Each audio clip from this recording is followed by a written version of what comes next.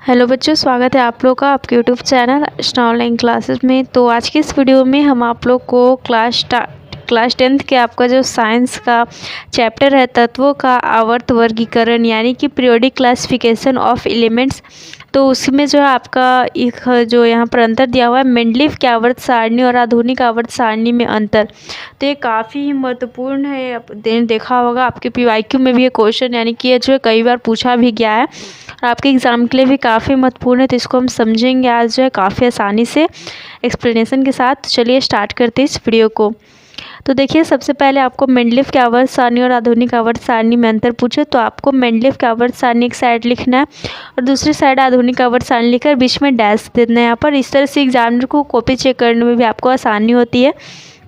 Next यहाँ पर आप फर्स्ट लिख सकते हैं मेंडलीव की आवर्त सारणी की तरफ कि यह तत्व के परमाणु द्रव्यमान पर आधारित है। यानी कि हमारा जो मेंडलीव की जो आवर्त सारणी है ना, यह किसके आधार पर है? तो यह जो परमाणु द्रव्यमान के पर आधारित है मेंडलीव की आवर्त सारणी। और अगर हम आधुनिक आवर्त सारणी की बात करें तो यह जो है परमाणु संख्या पर आधारित है। ओके, नेक्स्ट है कि इसमें उप समूह ए और बी एक ही वर्ग के अंतर्गत है। यानी कि जो मेंडलीव की आवर्त सारणी है तो इसमें जो उप समूह ए और बी है वो एक ही वर्ग के अंतर्गत है, लेकिन इसका विपरीत हमें इसमें लिखना है कि इसमें उप समूह ए और बी को अलग अलग वर्गों के रूप में रखा गया। यानी कि इसमें जो उप समूह ए और बी है वो एक ही वर्ग के अंतर्गत है मेंडलीव की आवर्त सारणी में, लेकिन आधुनिक आवर्त सारणी में जो उप समूह ए और बी है इसको अलग अलग वर्गों में रखा गया। आप इसे समझने के लिए इसको समझिए। ओके, और ऊपर हमारा फर्स्ट क्या था कि यह तत्व के परमाणु द्रव्यमान पर आधारित होता है मेंडलीव की आवर्त सारणी, और आधुनिक आवर्त सारणी तत्व के परमाणु संख्या पर आधारित होता है।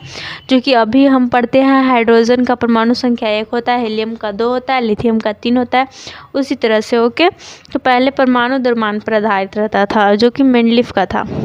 तो अभी जो हम पढ़ते हैं आधुनिक आवर्त सारणी है। ओके, मोस्टली का। नेक्स्ट है इसमें कुल 6 क्षैतिज पंक्तियाँ और 8 उदग्र स्तंभ है। यानी कि इसमें जो 6 क्षैतिज पंक्ति यानी कि कहने का मतलब है आवर्त होते हैं और 8 जो उदग्र स्तंभ यानी कि वर्ग होते हैं। लेकिन अगर हम आधुनिक आवर्त सारणी जो मोस्टली की आधुनिक आवर्त सारणी है इसकी बात करें तो इसमें 7 क्षैतिज पंक्ति यानी कि 7 जो है आवर्त हैं और 18 उदर्ग स्तंभ है यानी कि 18 वर्ग हैं। ओके, तो आपको याद रखना इसमें 6 और 8 होते हैं यानी कि 6 आवर्त और 8 वर्ग, और इसमें 7 आवर्त और 18 वर्ग। ओके, 8 18 6 7 ऐसे आपको याद रखना, एग्जाम में ज़रा भी कंफ्यूज यहाँ पर नहीं होना है। ओके, चलिए अब आगे देखिए। तो नेक्स्ट है इसमें अक्रिय गैस का कोई स्थान नहीं है। यानी कि जब मेंडलीव ने अपना आवर्त सारणी बनाया तो उसमें अक्रिय गैस जो कि अभी हम पढ़ते हैं क्या क्या होता है, हीलियम होता है, नियोन होता है, आर्गन होता है, क्रिप्टन होता है, जेनन होता है, रेडॉन होता है। तो मेंडलीव की आवर्त सारणी में ये कोई नहीं था। ये किसमें था? यह था आपका आधुनिक आवर्त सारणी में अक्रिय गैस को 18वें समूह में रखा गया है। हमने पढ़ा है 18वां समूह ऐसे साइड में होता है और उसी में ये सारे तत्व helium, neon, argon, krypton, xenon रहते हैं। कहाँ रहते हैं? आधुनिक आवर्त सारणी में रखा गया अक्रिय गैस को 18वें समूह में, जबकि मेंडलीव की आवर्त सारणी में अक्रिय गैस का कोई स्थान ही नहीं है। ओके, इसमें कई दोष है यानी कि मेंडलीव की आवर्त सारणी में जो बहुत सारे दोष थे, लेकिन जो आधुनिक आवर्त सारणी मोस्टली ने दिया इसमें जो है मेंडलीव के आवर्त सारणी के लगभग सभी दोष जो है वो दूर हो गए हैं। ओके, मेंडलीव के आवर्त सारणी के सारे दोष को दूर किए हैं आधुनिक आवर्त सारणी में। नेक्स्ट अंतर हम लिख सकते हैं कि यह आवर्त सारणी का छोटा रूप है। मेंडलीव की आवर्त सारणी क्या है? आवर्त सारणी का छोटा रूप है, लेकिन आधुनिक आवर्त सारणी जो है यह आवर्त सारणी का दीर्घ रूप हम इसे कहते हैं। मॉडर्न पीरियोडिक टेबल कहते हैं किसे? आधुनिक आवर्त सारणी को हम लोग जो है कह सकते हैं कि आवर्त सारणी का दीर्घ रूप है, बड़ा रूप है। तो इस 6 अंतर जब आप लिख देंगे, क्वेश्चन आपका हमेशा 5 मार्क्स में पूछा जाएगा, तो आप इसको याद कर लीजिएगा। पहले हमने देखा कि यह परमाणु द्रव्यमान पर आधारित है, यह परमाणु संख्या पर आधारित है।